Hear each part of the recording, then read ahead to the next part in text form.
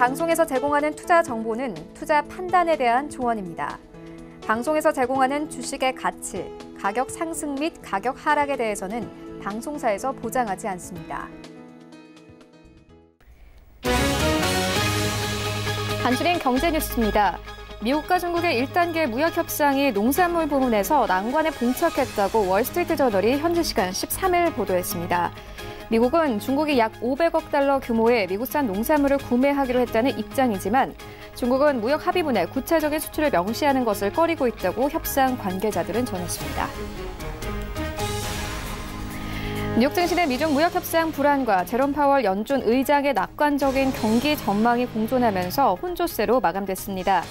뉴욕 증권거래소에서 다우존스 지수는 장중 역대 최고치를 기록하며 0.33% 상승하며 마감했고 S&P 500 지수는 0.07% 상승하며 거래를 마쳤습니다. 반면 나스닥 지수는 0.05% 하락하며 거래를 마쳤습니다. NC소프트의 올해 3분기 영업이익이 약 1,289억 원으로 지난해 동기보다 7.26% 준 것으로 잠정 집계됐다고 오늘 공시했습니다. 하지만 영업이익은 시장 전망치를 약 10% 이상 상회한 수치입니다. 순이익은 약 1,136억 원으로 작년 동기 대비 20.31% 늘었습니다. 반도체 수요 부진과 원달러 환율 하락 등으로 지난달 수출 물가가 내렸습니다. 오늘 한국은행이 발표한 10월 수출입 물가 지수를 보면 지난달 수출 물가는 전월 대비 1.9% 내렸습니다. 세부적으로는 디램 수출 물가는 전월 대비 7.2% 하락하며 7년 10개월 만에 가장 큰 하락폭을 기록했습니다.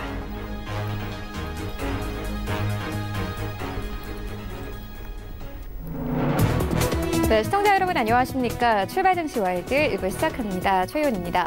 어제 우리 증시 양시장 모두 하락하며 거래를 마쳤습니다. 홍콩 시위와 더불어서 미국과 중국의 무역 협상이 난항을 겪으면서 우리 시장도 함께 좀 갈피를 젓지 못하고 있는 상황인데요. 코스피 시장 2120선까지 빠졌습니다. 어제 시장에서 기관이 2천억 원 넘게 매도했습니다. 시총 탑10 종목들을 보면 SK 하이닉스만이 강보합권으로 마감이 됐고요. 모든 종목들이 내렸습니다. 하지만 어제도 여전히 강세를 보였던 종목들도 있습니다. 실적 시즌이 계속되고 있는 만큼 하락장에서도 실적이 좋았던 종목들은 강세를 나타내는데요. 코스닥 시장도 마찬가지로 개별 이슈로 이 종목들이 움직였습니다. 코스닥 시장 661선까지 빠지는 가운데 정치 테마주가 어제 강세를 보였고요. 또 중국에서 흑사병이 발병됐다라는 소식이 전해지면서 어제 관련주들이 일제히 강세를 보였습니다. 이런 가운데 간밤에 뉴욕 증시 3대 지수 혼조세로 마감이 됐는데요. 이 다우지수는 장중 한때 최고치를 경신하기도 했습니다. 이런 시장 상황들 출발 증시 와이드 1부에서 정확하게 알아보도록 하겠습니다. 네, 먼저 글로벌 시시각각 시간에는 뉴욕 증시 함께 짚어보도록 하겠고요. 이어서 미국과 중국의 무역 협상에 대한 여러 가지 뉴스 함께 다뤄보도록 하겠습니다. 이어서 중국의 경기가 개선 신호를 보이고 있습니다. 중국의 경제 상황도 함께 짚어보도록 하겠습니다. 네, 이어지는 라이브 이슈타임에서는요. 내일 중국에서 화웨이의 폴더블 폰이 공개됩니다. 이전에 우리 삼성전자가 폴더블 폰을 공개한 바 있죠. 중국 시장 함께 짚어보도록 하겠고요.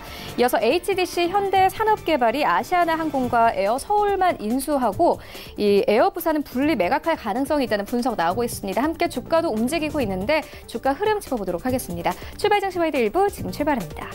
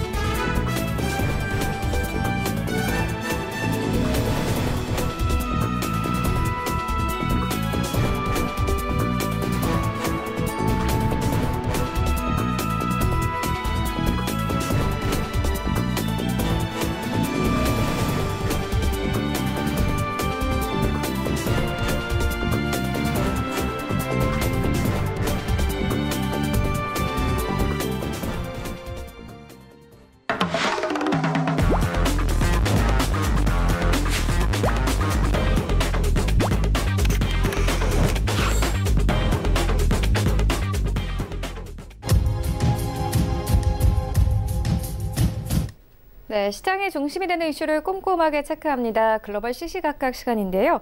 헌터스 경제연구소 김진석 소장 모셨습니다. 안녕하십니까? 안녕하세요. 네, 먼저 간밤에 뉴욕 증시 상황부터 짚고 가도록 하겠습니다. 3대 지수 혼조세로 마감이 되는데요. 특히나 다우지수가 강했습니다. 장중한 때는 최고치 경신하기도 했는데 월트 디즈니가 이 다우지수를 이끌었습니다. 7% 이상의 강세를 보였는데요. 또 종목별로 움직임은 어땠습니까? 네, 무엇보다 오늘 끝난 미국 3대 지수 가운데 혼조세의 모습을 보이고 있다 이렇게 말씀드려봤고요. 눈에 띄는 것처럼 다우존스 지수가 또 사상 최고가 모습을 기록했다 이런 말씀 좀 드려보겠습니다. 따라서 오늘 끝난 뉴욕 증시의 기본적인 특징 등은 제롬 파월 의장의 의회 증언 내용 그리고 이후에 또 무역 관련돼서 상당히 이런저런 다양한 이슈 가운데서 시장이 무엇보다도 긍정적으로 해석하고 있다 이렇게 말씀드리겠습니다. 먼저 다우지수의 모습을 좀 차트를 통해서 말씀드려보겠는데요. 자, 다우지수가 오늘도 역사적인 신고가의 모습처럼 사상 최고가의 모습을 기록했다 이렇게만 들어보겠고요. 가장 이슈가 되는 것은 2019년도 초 같은 경우에는 21,000선 그리고 최근 들어서는 27,806선이기 때문에 결국 3대 지수 가운데서 다우지수가 왜 이렇게 상승폭이 커졌을까 이런 부분들이 의미가 있는 것 같은데요. 가장 이슈가 되는 것들 같은 경우에는 다우지수 관련돼서 월트 디즈니, 그러니까 다우존스 30지수 관련돼서 월트 디즈니가 상당히 급등했습니다. 7.32% 급등했고요. 따라서 다우지수가 역사적인 신고가 기록했다는 것 기본 이면에는 결국 월트 디즈니가 스트리밍 서비스, 그러니까 디즈니 플러스라는 이제 스트리밍 서비스 시작하겠다 이런 이슈가 예상보다 다우지수를 좀 상승폭을 이끌었다 이렇게 좀 말씀드려보겠고요. 또한 팩트 관련돼서 제롬 파월 의장이 시장을 향해서 코멘트한 게 있는데 이걸 좀 보셔야 할 것 같습니다. 자, 보신 것처럼 오늘 같은 경우에는 제롬 파월 의장이 결국 그 의회에 나가서 증언했던 내용인데요. 제롬 파월 의장의 스테이트먼트가 나와 있습니다. 무엇보다 US 의회에 나가서 오늘 새벽에 결국 발표한 내용인데요. 시장에서는 과연 이것을 어떻게 해석할까 이런 부분들이 가장 큰 이슈가 되고 있습니다만 좀 잠깐 좀 내려가 보면요. 눈에 띄는 것도 이런 부분입니다. 루킹 어히드라는 표현을 쓰고 있죠. 즉 제롬 파월 의장의 기본적인 내용은 앞으로는 금리 관련돼서 현재 금리를 유지할 것입니다. 이런 얘기하고 있고요. 따라서 어쩌면은 제롬 파월 의장의 이런 얘기가 앞으로 그럼 금리를 내릴 건가 오를 것인가 그런 어떤 기대감을 가지고 있습니다만 무엇보다도 연준 의장이 기준금리는 현재 유지하겠다 이런 부분들이 불확실성이 해소됐다 이렇게 보면 좋겠습니다. 가장 이슈가 되고 있는 것들은 결국 그 노동시장이 상당히 좋아지고 있다 이렇게 좀 증언하고 있고요. 또한 인플레이션 같은 경우에도 기본적으로 그 연준이 목표가 2%인데 2% 언저리 나오고 있다는 모습을 가지고 있고 그러다 보니까 결국 현재 어떤 경제 활동을 좀 지켜보겠다. 즉 이 서스테인한 표현 속에서 많은 분들이 결국 이런 의미를 상당히 긍정적으로 해석하고 있다 이렇게 좀 말씀드려보겠습니다. 다만 그럼에도 불구하고 연준은 또 다른 고민을 가지고 있고요. 어떤 고민을 가지고 있냐면요. 이거 온고잉 리스크를 좀 가지고 있습니다. 그러니까 결국 이렇게 그 국외의 어떤 그 여러 가지 리스크 그리고 무역 관련돼서 이런 리스크는 여전히 앞으로 다가올 리스크입니다. 이런 표현을 쓰고 있기 때문에 제롬 파월 의장이 결국 기준금리 동결하고 있지만 앞으로 미국과 어떤 중국의 무역 협상 이런 부분들이 있어서는 아직 리스크가 있겠지만 이런 부분들은 좀 코멘트하기는 어렵습니다. 이렇게 좀 말씀드려보겠습니다. 자, 그럼 또한 팩트와 관련돼서 오늘 실적이 나온 부분이 있는데요. 자, 해외 경제를 좀 보시면 좋겠는데요. 자, 많은 부분들이 미국 경제가 좋아지고 있습니다. 이런 얘기하고 있는데 데이터가 하나씩 올라오고 있습니다. 즉 소비자 물가지수, 즉 10월달 소비자 물가 관련돼서 전월 대비를 보시면 시장 기대치보다 상당히 그 빨간불이죠. 즉 시장 기대치보다 좋아지고 있다는 모습을 가지고 있어서 여전히 트럼프 대통령을 비롯해서 몇몇 그 글로벌 주체들은 미국 경기가 결국 소비 주체가 좋아지고 있기 때문에 앞으로 경제가 좋아질 것입니다. 이런 부분들을 예상보다 시장이 상당히 좀 긍정적으로 보고 있다 보겠습니다. 따라서 오늘 새벽 끝난 미국 증시의 기본적인 특징 관련돼서 무엇보다 연준 의장이 금리 관련돼서 앞으로 동결할 여지가 있습니다. 이런 부분들이 가장 큰 이슈로 다가오고 있고요. 그런 의미로 보면 여전히 10월달 소비자 물가지수 비롯해서 앞으로 나올 몇몇 물가지수들도 여전히 상당히 긍정적인 시그널을 보면 좋겠다 이렇게 보겠습니다. 또 하나 미국과 중국의 무역 관련돼서 상당히 좀 노이즈가 커지는 부분이 있고요. 아직까지 뭐 정확하게 그 정확한 팩트는 아닐 수도 있겠지만 여러 가지 팩트를 좀 체크해 보면 미국과 중국이 무역 협상 관련돼서 상당히 좀 난항을 겪고 있다 이런 표현을 쓰고 있습니다. 즉 미국은 어떻게 보면 미국이 중국을 향해 요구하고 있는 거죠. 이번에 계약서 다큐멘트 내용 중에 연간 400억 달러에서 500억 달러 정도의 미국산 농산물 수입을 표기해달라 이런 얘기하고 있고 중국은 그건 좀 생각해보자 이런 좀 표현을 가지고 있기 때문에 400억 달러면 약 한국 돈으로 46조 때로는 500억 달러는 58조이기 때문에 결국 미국 입장에서 보면 결국 중국이 앞으로 대두를 얼마나 수입할지 그런 부분들을 좀 담보해달라 이런 얘기하고 있는데 예상보다 중국 측이 좀 난항을 겪고 있다 보겠고요. 자, 그러다 보니까 우리가 대두에 대한 코멘트를 좀 말씀드려보겠습니다. 자, 대두 결국 미국이 수출 국가이고요. 무엇보다도 이렇게 콩이나 이런 부분들 상당히 중국에 수출 많이 하고 있는데 최근 들어서 그러니까 2018년도, 2019년도 같은 경우에는 상당히 6월달, 7월달, 8월달에 대두 가격이 올라왔던 이유가 이 당시에는 앞으로 어떻게 보면 미국과 중국이 무역이 잘 될 거야 그런 기대감 속에 올라왔습니다만 또한 지난 10월달 이후에 그러니까 몇몇 인물들이 앞으로 잘 될 것입니다 이런 표현 속에 있는데 최근 들어서 대두 가격이 하락하고 있다는 걸 보면 어쩌면 미국과 중국의 무역 협상이 제대로 안 될 것은 아닌가 이런 부분을 반영하고 있기 때문에 앞으로 협상에 대한 기본적인 트렌드는 즉 대두 어떻게 보면 소이빈의 가격을 보면서 결국 협상이 어떻게 될 것인지 그런 부분들을 판단하는 것이 가장 좀 좋지 않을까 이렇게 말씀드려보겠습니다. 네, 미중 협상에 대해서 이야기를 해주셨는데 이 1차 협상을 두고 계속 노이즈가 나오고 있습니다. 오늘은 또 나왔던 뉴스 중에서 농산물 관련했던 뉴스가 있었거든요. 관련해서 좀 짚어주시죠. 농산물 결국 강조되는 것처럼 우리가 트럼프 대통령이 선거도 앞두고 있고요. 또한 선거가 기본적으로 많이 그 소위 유권자가 있는 지역들이 결국 그 농축산에 상당히 강한 주가 많이 있습니다. 그러다 보니까 트럼프 대통령은 여전히 중국을 향해서 우리 어떤 농축을 주로 사달라 이런 얘기하고 있는데 중국은 계속 버티고 있는 겁니다. 왜냐하면 트럼프 대통령 얘기처럼 중국이 이렇게 협상을 계속 지지부진하게 밀고 있는 걸 보면 어쩌면 내가 대통령이 되지 않을 것, 즉 이후에 미국 대선 앞두고 계속 버티게 하는 것은 아닌가 이런 판단을 가지고 있는데요. 앞서 보셨던 것처럼 대두 가격이 어떻게 보면 계속 상승보다 하락하고 있다는 걸 보면 트럼프 대통령이 탄핵이나 이런 이슈가 상당히 노이즈로 작용하고 있고 그리고 무역 협상은 결국 중국 측에 계속 바라볼 때 계속 이렇게 미국과 협상 관련돼서 계속 지지부진하더라도 중국이 앞으로는 우리가 스스로 일할 수 있는 즉 자생력이 있다 이런 자신감의 표현이기 때문에 이제는 어쩌면 시장의 키가 과거에는 트럼프 대통령이 가지고 있었습니다만 지금은 중국의 시진핑 주석한테 힘의 무게가 넘어가고 있다 이렇게 좀 강조를 드리겠습니다. 네, 미국과 중국의 무역 협상에 대한 부분을 짚고 왔는데 그렇다면 중국 쪽이 조금 더 유리하다고 보시는 건가요? 그렇다면? 일단 협상 관련돼서 상당히 그동안 주가가 변동성이 커지고 있기 때문에 이런 부분들 좀 말씀드려보겠는데요. 자, 먼저 몇몇 좀 이슈를 좀 보시면서 말씀드려보겠습니다. 트럼프 대통령이 과거 시기에도 계속 얘기했던 얘기가 뭐냐면요. 어저께 새벽 2시에 트럼프 대통령이 어떻게 보면 뉴욕의 이코노미 클럽에 가서 얘기했습니다. 그 내용의 주된 내용을 보시면서 우리가 협상을 앞으로 어떻게 끌 것인가 이렇게만 들어보겠는데요. 자, 보시는 이 홈페이지가 그 백악관 홈페이지입니다. 백악관 홈페이지예요. 하도 좀 데이터가 많이 있기 때문에 이코노미 클럽이라고 검색을 해보시면 이런 내용이 나오고 있습니다. 즉 트럼프 대통령 했던 내용이 좀 나오고 있는데 상당히 이게 페이퍼가 좀 길기 때문에 제가 좀 말씀드릴 수 없겠지만 좀 간단히 좀 정리해서 말씀드려보면 기본적으로 트럼프 대통령은 이번에 미국과 중국이 만약에 합의가 무산된다면 중국은 또 다른 어려움이 있을 것이다. 이런 좀 얘기를 하고 있고요. 따라서 결국 트럼프 대통령이 바라볼 때는 힘은 내가 가지고 있다. 즉 중국이 어떤 결정을 한다 하더라도 마지막에는 내가 사인할 것이다. 그런 부분들이 이번에 이렇게 이코노미 클럽의 어떤 리마크의 어떤 기본적인 특징으로 나와 있다는 말씀 드려보겠고요. 다만 트럼프 대통령 중국을 향해서 상당히 좀 부정적인 코멘트를 많이 하고 있습니다. 왜냐하면 과거부터 지적재산권을 비롯해서 몇몇 부분들이 그동안 중국이 성장하게 된 이면에는 결국 미국이 있었다. 이런 부분을 강조하고 있기 때문에 그만큼 어떻게 보면 글로벌 관련돼서 우리는 글로벌의 그 넘버원이다. 이런 부분들이 상당히 좀 강하게 가지고 있고요. 다만 중국이 2025죠.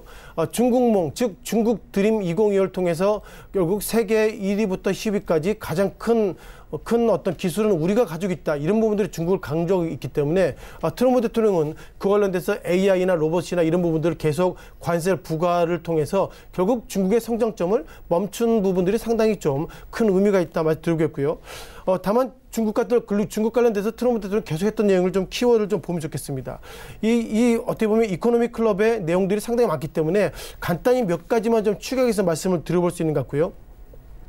기본적으로 뉴욕 경제 클럽이 과연 어떤 클럽이냐 이런 부분들의 어떤 단어에 대한 정리가 좀 필요할 것 같습니다. 몇몇 좀 단어를 좀 정리해 봤는데요.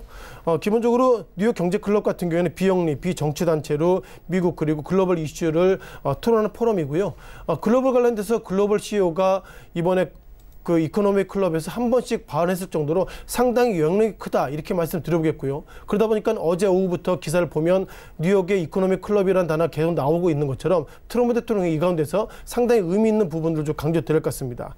중요한 것은 그 트럼프 대통령이 최근 들어서 상당히 중국 관련 몇몇 좀 얘기를 하고 있는데요. 차트를 통해서 좀 말씀 좀 간단히 좀 들어보겠습니다. 자, 이 보시는 차트가 물론 오늘 같은 경우에 사상 최고가의 모습을 기록했던 다우지수의 모습을 가지고 있는데요. 지난달 10월 그러니까 10월 10일의 모습을 좀 보겠습니다. 10월 10일 같은 경우에 다우지수가 상당히 급등했습니다. 이때 왜 급등했냐면요. 미국과 중국의 어떤 1단계가 예상보다 잘 될 것입니다. 이런 이슈가 있고 그 이후에 예상보다 미국 측에서 아직까지 모르겠습니다. 이런 얘기 나오고 있고요. 또한 올 같은 경우에는 역사적으로 신고가 모습 가고 있다는 걸 보면 미국과 중국의 무역 협상이 예상보다 잘 될 수 있습니다. 이런 얘기하고 있는데 전체적인 틀거를 보면 결국 이거에 대한 기본적인 팩트는 트럼프 대통령이 이것을 해석을 상당히 다양하게 한다. 이런 부분을 강조를 드려야 할 것 같습니다. 지난 시기에도 지난 10월 달 같은 경우에도 미국과 중국의 1차 협상이 잘 될 것입니다. 이렇게 얘기하고 나서 그 이틀 후죠. 이틀 후에 아직까지 모르겠다. 이런 얘기하고 있기 때문에 어쩌면 오늘 미국의 그 다우지수가 역사적 신고가를 기록하고 있지만 트럼프 대통령이 오늘이나 내일 이후에 또다시 아직까지 잘 모르겠습니다. 이런 어떤 노이즈의 코멘트가 있다면 결국 미국의 어떤 다우지수는 지금보다 상승보다 하락할 여지가 있다는 걸 보면 전체적으로 트럼프 대통령은 지난 책에서 나왔던 것처럼 벼랑 끝 전술에 상당히 강하다 이렇게 말씀 드려보겠고요. 자, 그러다 보니까 중국 상하이 증시의 모습은 약간 좀 다른 모습을 가지고 있습니다. 다시 한번 좀 말씀드려볼까요?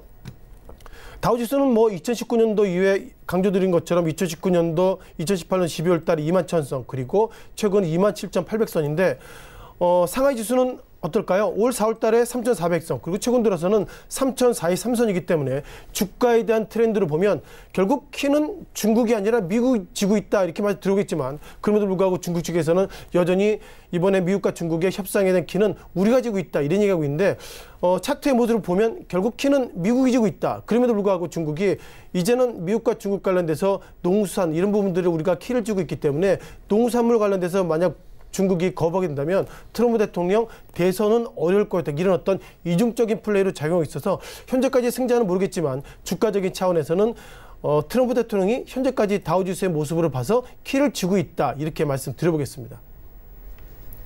네, 미중 협상 부분 짚고 왔고 이어서 중국 이슈 조금 더 다뤄보도록 하겠습니다. 중국의 경기가 개선 신호를 보이고 있다 이런 분석이 계속 나오고 있습니다. 뭐 이번 해는 안 좋았긴 하지만 내년부터는 바닥을 찍고 올라갈 것이다 이런 분석도 나오고 있거든요. 그 부분에 대해서는 어떻게 생각하십니까? 뭐 며칠 전에 좀 페이퍼가 좀 나와서 그게 좀 이슈가 되고 있는데요. 통상 그 사우스 차이나 모닝 포스트가 이런 코멘트를 했습니다. 중국 경제가 최근 들어 어려워졌지만 뭐 몇몇 부분에 있어서 경기 개선 효과가 나오고 있다 이런 얘기가 나오고 있고요.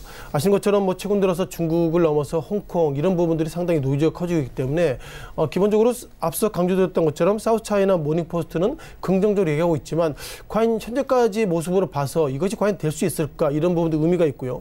또한 앞서서 우리가 뭐 과거에 뭐 유럽에서나 과거에 세계사에서나 나왔던 흑사병 이런 부분들이 뭐 중국의 어떤 2명의 확진을 받았다 이런 이슈가 있기 때문에 어쩌면 흑사병이란 이런 이슈가 보이지 않게 중국을 좀 어렵게 만들 수 있다 이렇게 좀 말씀을 드려보겠습니다. 다만 그 이틀 전이죠. 중국 초상증권이 한국에 지금 사무소를 좀 개소했습니다. 2년 전에 개소했기 때문에 지금 뭐 몇몇 증권사 같은 경우에는 중국계 애널리스트들이 많이 올라오고 있는데 중국 초상은행이 바라볼 때는 올해는 안 좋았지만 그 결국 내년 2분기 때로 3분기에는 좋아질 수 있다 이런 얘기가 나오고 있고요. 뭐 제가 뭐 중국계 만약에 증권사라 하더라도 뭐 내년 전망은 뭐 상당히 좋게 하는 것이 좀 맞겠다 이런 말씀 드려보겠는데 과연 그 몇몇 페이퍼들이 어떻게 바라보는지 말씀 드려보겠습니다. 자, IMF에 대한 데이터를 좀 보면 좋겠는데요. 자, IMF가 바라본 데이터가 상당히 좀 부정적이다 이렇게 좀 말씀 드려보겠습니다. 무엇보다도 통상 우리가 이머징 마켓 때로는 뭐 개발도상국이나 이런 좀 말씀을 드려보겠는데 실질 GDP를 좀 보시면요. 중국에 대한 데이터입니다. 눈에 띄는 것들은 중국이 2001년부터 2010년까지는 어떻게 보면 GDP가 연 10.5% 어마무시하게 올라갔던 것이 중국의 과거의 모습인데요. 2011년에는 GDP가 9.5 그리고 뭐 최근 들어서 보면 2016년, 2017년 같은 경우에는 결국 실질 GDP는 6.8 그리고 작년에는 6.6 그리고 올해는 6.1로 보기 때문에 작년과 올해가 작년에 6.6 올해는 6.1이 이런 부분들이 상당히 충격이 커지고 있다 보겠고요. 여기서 우리가 가장 지켜보셔야 될 것이 내년에 대한 IMF가 바라본 전망이 5.8입니다. 과연 7%대 GDP를 가지고 있는 중국이 6%대 넘어서 5%로 내려간다 이런 부분들은 중국 초상 증권을 비롯해 몇몇 그 증권사들이 앞으로 중국 경기가 좋아질 수 있습니다. 이런 얘기하고 있지만 데이터상으로는 상당히 부정적이다. 이렇게 말씀드리고 있습니다. 다만 글로벌 관련돼서 이머징 마켓은 작년에 26.4기 때문에 올해가 5.9 그리고 예상보다 이머징 마켓은 2020년 좋아지지만 그 가운데서 가장 리딩인 중국이 오히려 6%가 아니라 5%대 GDP 기록하고 있다는 걸 보면 몇몇 증권사가 바라보는 내년에 중국의 전망치를 그렇게 긍정적으로 보기에는 좀 리스크가 있다. 이렇게만 들어보겠고요. 따라서 기본적으로 시장은 상당히 좀 이슈가 커지고 있습니다만 기본적으로 IMF가 바라본 시각은 5.8입니다만 몇몇 중국계 페이퍼들 좀 체크를 해보면요. 내년에 6.1% 성장할 수 있습니다. 이런 얘기하고 있는데 결국 6.1이 맞는지 5.8이 맞는지 우리가 내년에 가봐야 되겠지만 통계적인 데이터를 보면 IMF 데이터가 더 유의성이 높다. 이런 부분들을 좀 강조를 좀 들어봐야 되겠습니다. 따라서 기본적으로 트럼프 대통령을 비롯한 몇몇 중국계 인물들은 아무래도 중국이 도와주지 않으면 트럼프 대통령이 그만큼 선거에 좀 불리하기 때문에 트럼프 대통령은 결국 중국 협상 관련돼서 중국 측에 어떻게든 손을 들을 것 같다. 그런 부분들이 예상보다 중국의 내년 GDP를 상당히 올려놓는 주요 팩트라고 말씀드려보겠고요.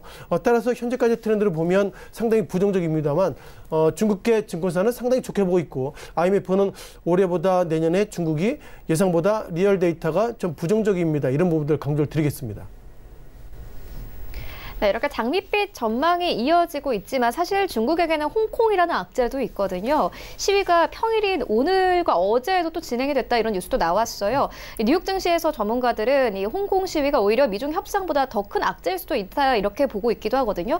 그 부분에 대해서는 어떻게 보십니까? 그렇죠. 실은 뭐 중국이 최근 들어서 언짢아온 이유가 그 미국 같은 경우에는 하원에서 홍콩 인권법을 좀 발효해놨고요. 그러다 보니까 중국은 우리의 어떤 인권을 우리의 어떤 국격을 건드리지 마라 이런 부분들이 상당히 크게 나오고 있고요. 앞서서 뭐 패스트의 흑사평에 대한 얘기는 뭐 제가 좀 논의를 하더라도 우리가 최근 들어서 계속 기사 나고 있죠. 홍콩 이런 뉴스를 보면 뭐 정말 뭐 사망자도 발생이 되고 그리고 뭐 경찰이 그 총을 발사해서 뭐 희생자도 생기고 그리고 지금 화면에 보시는 것처럼 저게 상당히 과거에 치안이 좋았던 홍콩인가 이렇게 생각할 정도로 홍콩이 지난 6월이죠. 6월부터 현재까지 정리가 안 되고 있다. 이런 부분들이 그만큼 상당히 좀 고민을 가지고 있습니다. 그러다 보니까 지금 보시는 것처럼 행정장관도 어떻게 보면 홍콩을 상당히 좀 안정하고 있다. 이런 얘기 나오고 있는데 예상보다 그런 부분들이 정리가 안 되고 있다. 이런 부분들 강조를 드려야 될 것 같고요. 잠깐 홍콩 항생지수를 좀 보셔야 될 것 같습니다. 우리가 통상 H지수를 좀 말씀드려봐야 되겠지만 홍콩 항생지수의 모습 보시면요. 2019년도 같은 경우에는 가장 급격히 떨어지는 시기가 어떻게 보면 지난 4월달부터 좀 떨어졌죠. 4월달 32,200선부터 6월달부터 가장 심화되는데 6월달 27,000선 그리고 최근 들어서는 26,000선이기 때문에 어쩌면 최근 들어서 홍콩의 어떤 주가의 어떤 트렌드가 TV에 나오는 것보다는 빠지지 않았다. 이런 부분들 상당히 의외의 모습을 가지고 있고요. 따라서 현재까지 트렌드를 보면 아무래도 이렇게 홍콩 항생지수를 넘어서 여러 가지 이슈 관련돼서 중국의 어떤 인민해방군이 이제 홍콩에 진입할 것이다. 이런 얘기가 나오고 있기 때문에 만약 그렇게 된다면 결국 홍콩은 이제 준계엄 상태로 좀 나오고 있다고 말씀드려보겠고요.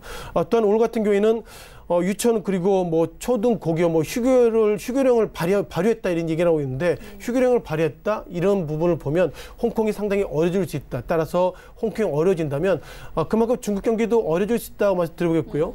다만 체크하셔야 될 것이 과거에는 홍콩입니다만 이제는 뭐 중국에서 홍콩의 역할이 과거보다는 크지 않습니다. 과거 한때는 예상보다 홍콩의 역할이 상당히 컸습니다만 몇몇 데이터를 보면 홍콩의 역할이 중국의 어떤 데이터에 지난 몇 년보다 예상보다 경제력이나 이런 부분들이 축소됐다 이런 걸 보면 현재까지 상당히 고민이 큽니다만 그럼에도 불구하고 과연 중국이 인민해방군을 통해서 홍콩을 과연 계엄이나 군사적인 부분을 할 수 있을지 모르겠지만 그렇게 된다면 미국이 또다시 인권법 등 이런 어떤 갈등이 있기 때문에 이렇게 갈등이 이렇게 일어난다면 그만큼 미국과 중국의 협상은 이제는 뭐 좀 더 멀어지는 것은 아닌가 이렇게 부정적인 말씀 드려보겠습니다.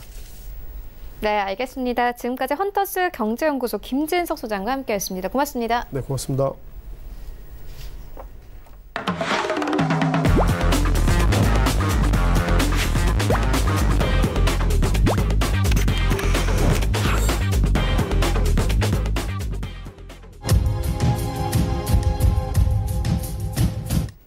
네, 이번에는 국내 시장 쟁점 함께 분석해 보도록 하겠습니다. 라이브 이슈 타임인데요. 펠리즈 투자앤리서치 김민수 대표 전화 연결되어 있습니다. 안녕하십니까? 네, 안녕하십니까. 네, 먼저 첫 번째 이슈부터 다뤄보도록 하겠습니다. 화웨이가 내일 중국에서 폴더블 폰을 공개합니다. 앞서서 삼성전자가 중국 시장에서 갤럭시 폴드를 공개한 바 있는데요. 시장 분위기 어떻게 흘러가게 될까요? 네, 이제 드디어 또 갤럭시 폴드에 이어서 폴더블 관련 어떤 흐름들이 시장의 스마트폰의 또 하나의 축으로 작용하지 않을까 생각이 되고 있고요. 일단 갤럭시 폴드가 먼저 포문을 열었죠. 지난 9월 6일 날 갤럭시 폴드를 출시를 하면서 한국도 잠깐 출시를 할 때마다 계속 온라인 완판이 이어지는 모습들이었고요. 글로벌 출시 국가에서도 계속 이어지다 보니까 그때도 인기가 좋았다라는 부분들이 거의 확인이 됐다고 봐야 될 것 같은데, 그런 차원에서 이제 또 중국을 잡겠다라는 관점 쪽에서 11월 19일, 그러니까 며칠 안 남았네요. 네, 중국에서 5G를 탑재를 한 갤럭시 폴드가 출시가 될 예정으로 보여지고 있는데, 이름이 신계천하라고 합니다.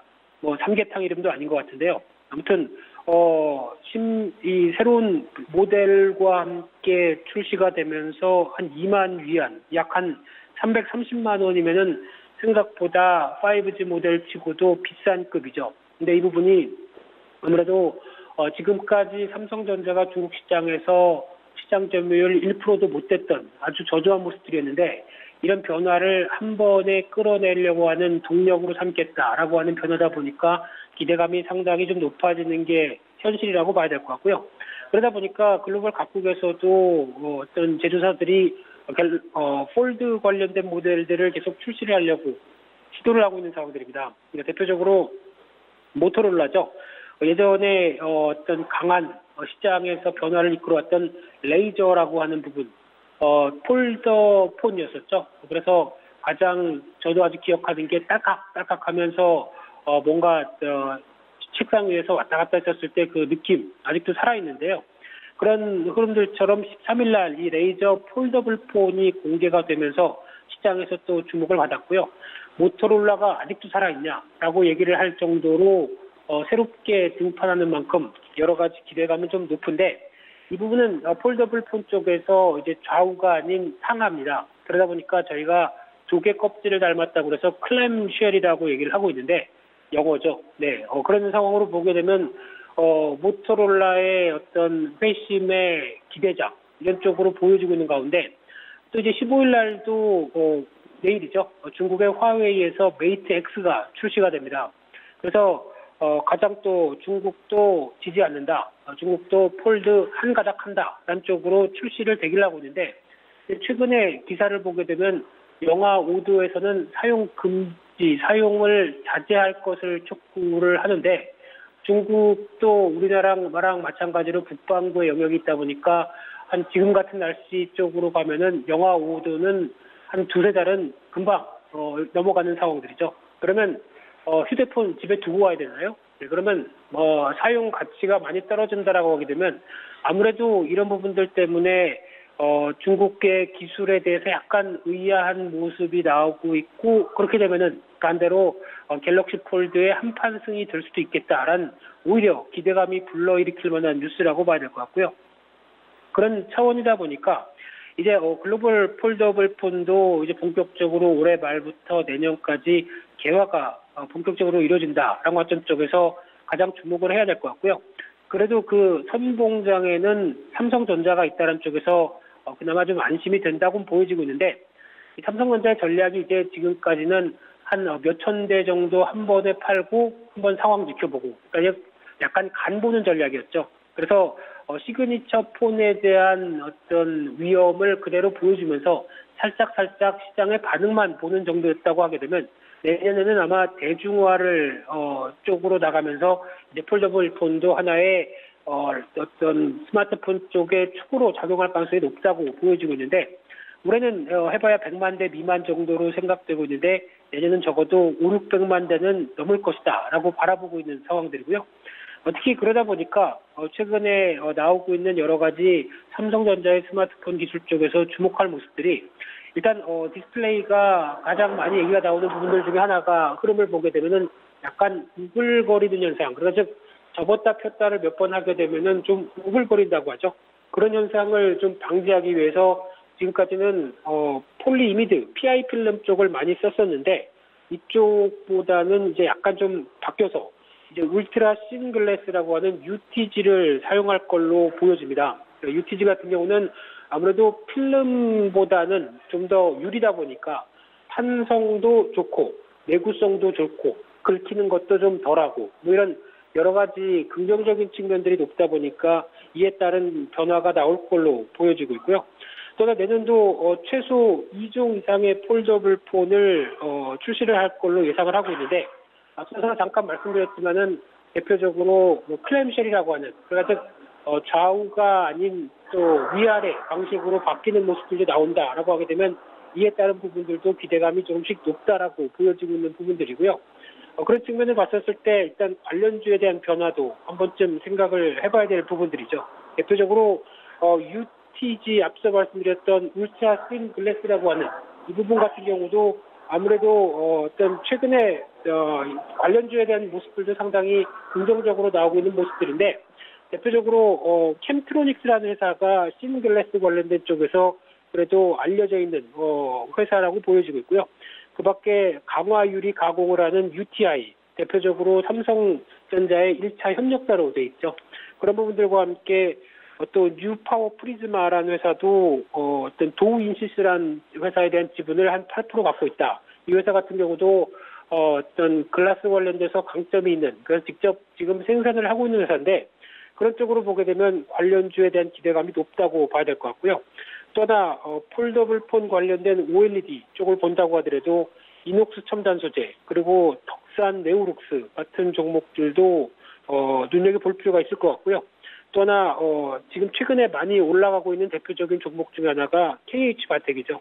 이 종목도 힌지 관련 쪽으로 특히 폴더블 폰은 일단 예전과 비슷하게 이제 접힙니다. 그런 관점이 나오다 보니까 접혔다 폈다를 할 때 가장 또 핵심적인 부품들이겠죠. 그래서 거의 어떤 삼성전자에 독점적으로 공급하고 납품을 한다라는 관점 쪽에서 KH바텍 또 파인 테크닉스도 비슷한 쪽에 대한 흐름들을 가져가고 있다는 관점 쪽에서 주목을 하고 있고요.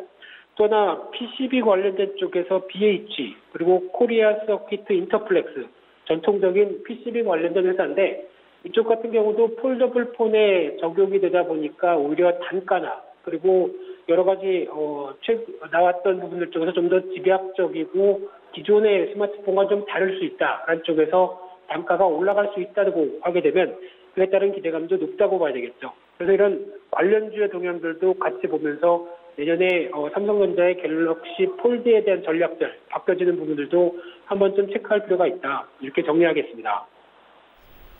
네, 여러 가지 종목들을 짚어주셨는데 내일 중국 시장의 분위기를 보고 한번 대응을 해보시는 것도 좋을 것 같습니다. 이어서 다음 이슈로 옮겨가 보도록 하겠습니다. 어제 또 큰 폭의 움직임이 있었던 종목들 살펴보도록 하겠습니다. HDC 현대산업개발이 아시아나항공과 에어서울만 인수하고 에어부산은 분리 매각할 가능성이 있다. 이런 분석 나오고 있습니다. 관련해서 주가 흐름 어떻게 보고 계십니까? 네, 또 시장에서 뜨거운 이슈 중에 하나죠. HDC가 아시아나를 품에 안았다라는 관점 쪽에서 앞으로의 여러 가지 파장과 변화에 대해서 시장은 계속 주목을 하고 있는 상황들인데요. 일단 지금 어느 정도 우선 협상자에 이제 한 발 들어섰고 그렇게 되면 앞으로 변화와 관련돼서는 일단 본협상이 남았죠. 본협상 관련돼서 이제 가장 중요한 게 지금까지 알려진 바로는 인수 가격이 아시아나항공이 한 2조 4천억 정도 되는데 그 중에서 본협상 쪽에서 이제 기싸움이 좀 벌어질 걸로 생각됩니다. 그래서 금호그룹 같은 경우는 경영권의 프리미엄을 포함해서 갖고 있는 아시아나항공의 보유가 지분 31%를 그래도 한 4천억 원 이상을 받기를 원하는 쪽으로 나갈 것 같은데 하지만 채권단이나 HDC 입장은 좀 다르죠. 채권단 쪽은 오히려 신주 가격을 높게 받기를 희망하면서 즉 증자를 통해서 받는 새로운 가격을 원하면서 투입된 자금을 회수를 하려고 노력을 할 것 같고요. HDC 입장도 마찬가지로 신주 인수 가격이 더 중요하다. 왜냐하면 이를 투입해서 신규 자본금으로 아시아나에 대해서 정상화를 노린다라고 하게 되면 이런 부분들이 아무래도 조금 더 기싸움이 이어질 걸로 보여지고 있는데 하지만 그렇다고 해서 본협상이 결렬될 가능성은 낮다고 봐야 될 것 같고요.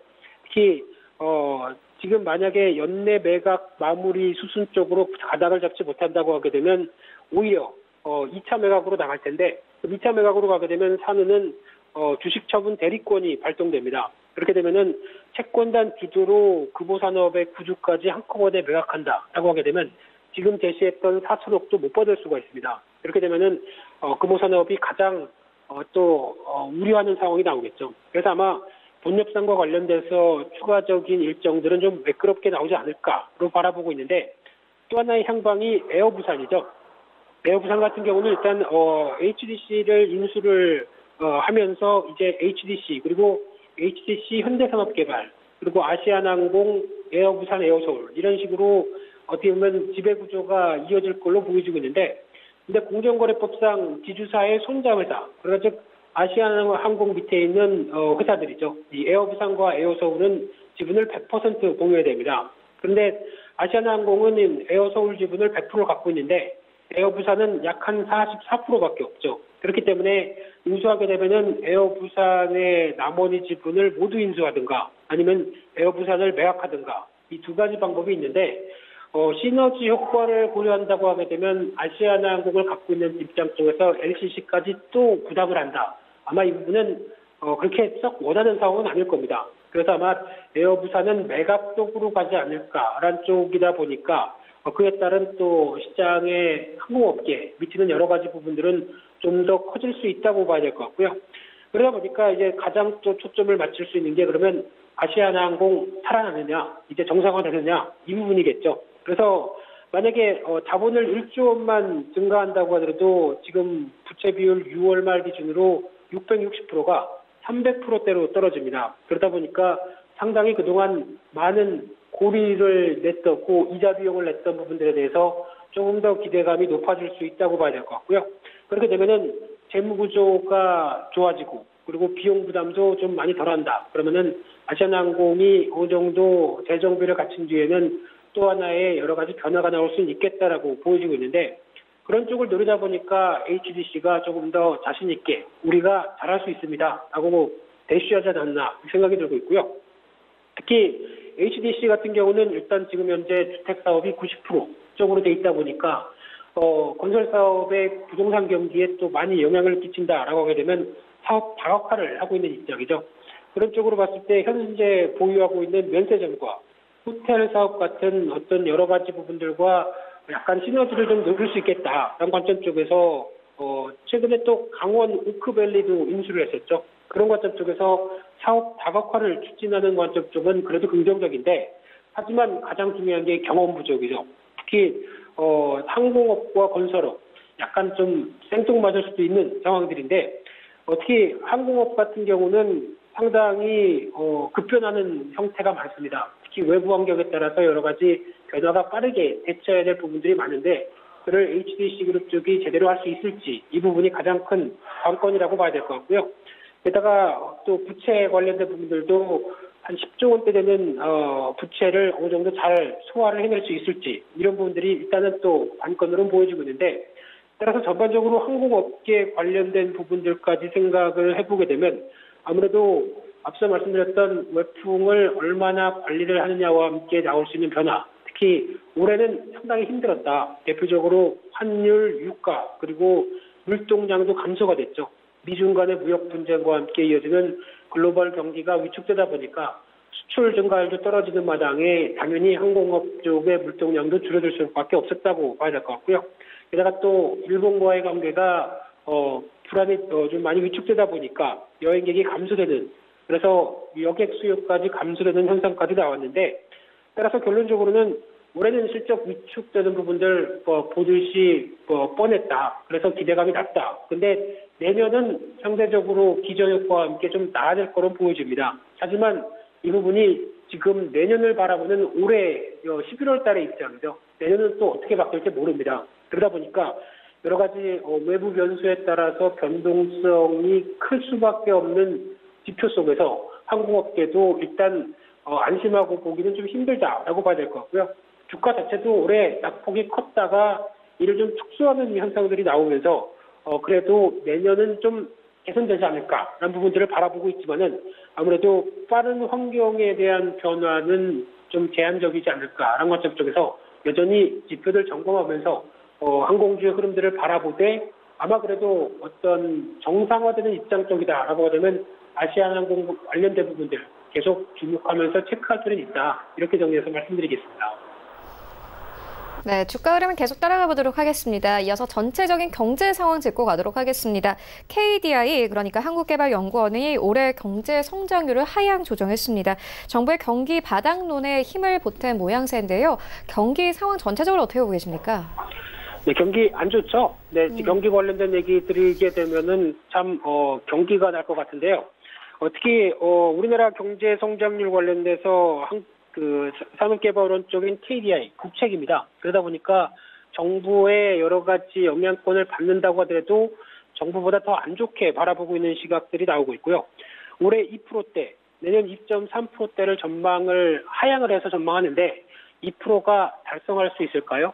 저는 부정적이긴 합니다만 그런 쪽으로 봤었을 때 이런 수치를 보게 되면 금융위기 직후인 2009년도 이후에 10년 만에 최악이고요.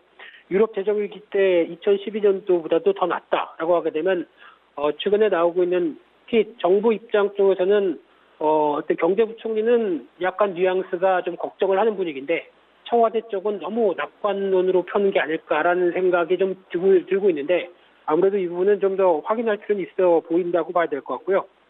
특히 한국 경제를 얘기를 할 때 가장 부담으로 나오는 쪽이 투자입니다. 특히 투자의 부진에 따라서 제조업 부진 그리고 여러 가지 여파들이 그대로 이어지면서 상대적으로 부진한 모습들을 가져갔던 대표적인 원인이라고 볼 수 있었던 상황들이죠. 거기다가 반도체 업황이 부진한 속에서 무역 전쟁과 함께 이어지는 수출 감소, 뚜렷한 부분들, 특히 수출이 잘 돼서 그동안 내수나 소비 이런 쪽에 낙수 효과가 있었다라고 바라보긴 힘듭니다. 하지만 그나마 버텨줬던 수출이 부진하다 보니까 아무래도 기대감이 낮다라는 부분들이 지금 눈에 띄는 상황들이라고 봐야 될 것 같고요. 하지만 안 좋다는 거를 너무나 잘 알고 기대감이 낮다 보니까 소폭 변화가 나오기 시작하죠. 지난 9월 달에 산업활동 동향을 살펴보게 되면은 설비 투자가 3개월 동안 그래도 플러스권으로 진입하면서 좀 더 나아지는 모습이 들어오기 시작을 하고 있고요. 특히 경기 선행지수도 동행지수와 함께 계속 하락세만 보이다가 너무 이격이 컸던 만큼 선행지수가 약간 반등하기 시작합니다. 그런 상황 속에서 또 하나 소비심리지수를 보게 되면 2달 연속 반등을 하면서 이제 100대 근처까지 다시 들어오는데 100은 안 됐습니다만 그래도 반등하게 되면 조금 더 기대감이 생기는 건 사실이라고 봐야 될 것 같고요. 그런 차원으로 봤을 때 내년에 기저효과와 함께 반등이 나올 가능성이 높다라고 보여지고는 있지만 그래도 중요한 부분들은 이게 내년만 보고 경제를 움직이는 건 아니죠. 좀 더 길게 봤을 때 중기적으로는 여전히 저성장에 대한 하방 압력들이 높다. 가장 또 민간 연구기관들의 우려가 섞인 목소리가 높다고 봐야 될 것 같고요. 따라서 결론적으로는 내년 같은 경우는 글로벌 외풍도 신경 써야 되겠지만 내년에 또 우리나라의 총선 또 미국의 대선 관련된 부분들이 상당히 또 다 엮여 있기 때문에 정치적인 리스크도 상당히 또 부담으로 될 수 있다는 점에서 시장과 관련된 변동성도 계속 체크를 해봐야 될 부분이라고 생각들고 있고요. 그에 따라서 물론 이제 한국은행에서 금리를 인하하면서 완화적인 통화 정책을 보인다고 하더라도 더 중요한 거는 재정 정책까지 같이 확대를 해야 된다. 이 얘기는 경제 얘기할 때마다 제가 계속 말씀드리는 부분들인 것 같은데 이런 쪽의 실마리가 좀 더 풀려야 되는지 풀릴 수가 있는지 이쪽도 계속 체크할 필요가 있다. 이렇게 말씀드리겠습니다. 네, 알겠습니다. 지금까지 펠리즈 투자리서치 김민수 대표와 함께했습니다. 고맙습니다. 네, 감사합니다. 네, 1부는 여기서 모두 마치도록 하고요. 잠시 후 2부에서는 전문가들과 함께하는 정모 라이브쇼 라이브 매매타임이 이어집니다. 여기에 더해서 오늘 장에서 이슈몰이를 하고 있는 특징주까지 꼼꼼하게 살펴봐 드리겠습니다. 채널 고정해 주시고요. 저희는 잠시 후 2부로 다시 찾아오도록 하겠습니다.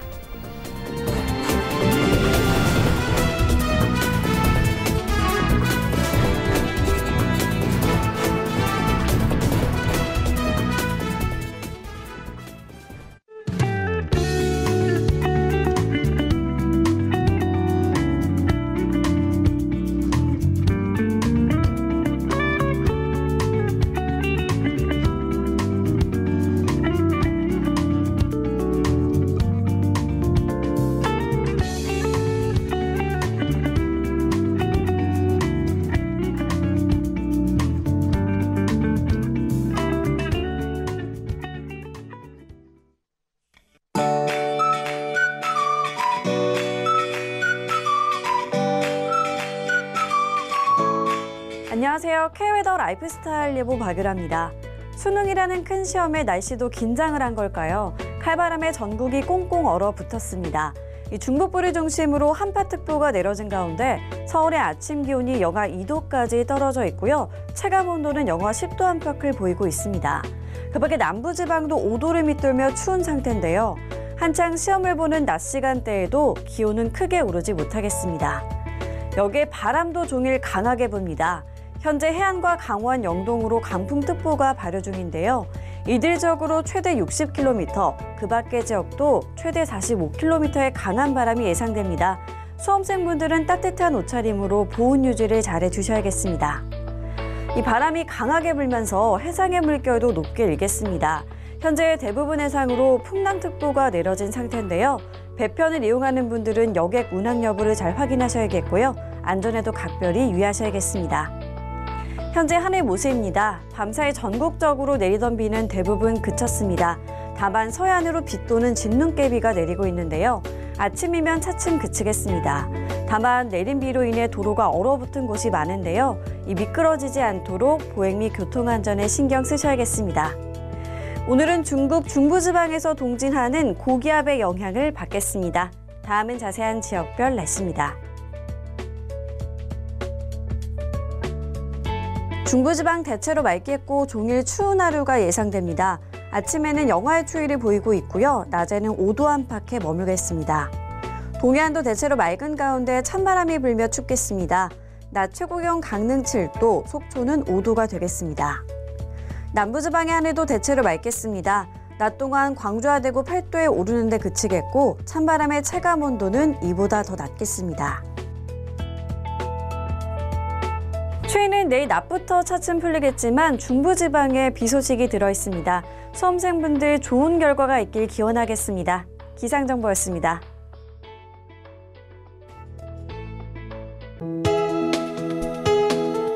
본 방송에서 제공하는 투자 정보는 투자 판단에 대한 조언입니다. 방송에서 제공하는 주식의 가치, 가격 상승 및 가격 하락에 대해서는 방송사에서 보장하지 않습니다.